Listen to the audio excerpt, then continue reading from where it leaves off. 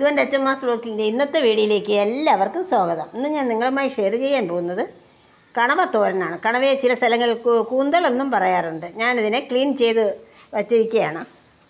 5 കണവയുണ്ട്. അതിന് ഞാൻ നല്ലതുപോലെ അരിഞ്ഞ് കളയേണ്ട സാധനങ്ങളെല്ലാം കളഞ്ഞിട്ട് ക്ലീൻ ചെയ്ത് വെച്ചൊക്കെയാണ്. ഇതിന് ഞാനൊരു പ്രഷർ വേണ്ടിയിട്ട് ഞാൻ നല്ല ക്ലീൻ ചെയ്ത് കുക്കറിലോട്ട് മാറ്റി.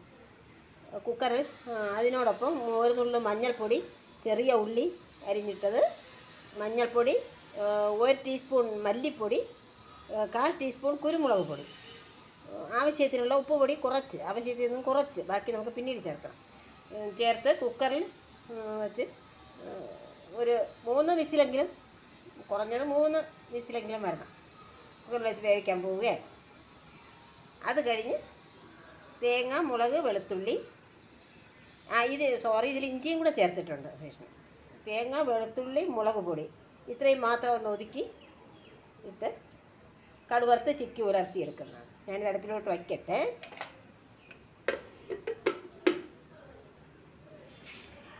മൂന്ന് വിസിലല്ല കേട്ടോ, 5 വിസിൽ വന്നതിന് ശേഷം ഞാൻ വാങ്ങി നോക്കി.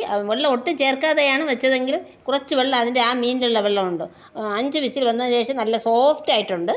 ഇതിനെ ഇനി ഞാനൊരു ചീനച്ചട്ടിയിൽ കടുവറുത്തിട്ട് അതിലേക്ക് തേങ്ങായും മുളക് പൊടിയും കൂടി ഒതുക്കിയത് ചേർത്ത് ചിക്കി ഉലർത്തി എടുക്കും. അത്രയേ ഉള്ളൂ. ഇനി ഈ വെള്ളത്തോടു കൂടി, വെള്ളം കളയാനില്ല, നമ്മൾ ചേർത്ത വെള്ളമല്ല, ഈ മീനിലുള്ളതാണ്. ഈ മീൻ ഇങ്ങനെയാണ്. വെള്ളം നല്ല വാർത്തതിന് ശേഷമാണ്, ഒട്ടും വെള്ളം ഒഴിക്കാതെയാണ് ഞാൻ കുക്കറിൽ വെച്ചത്.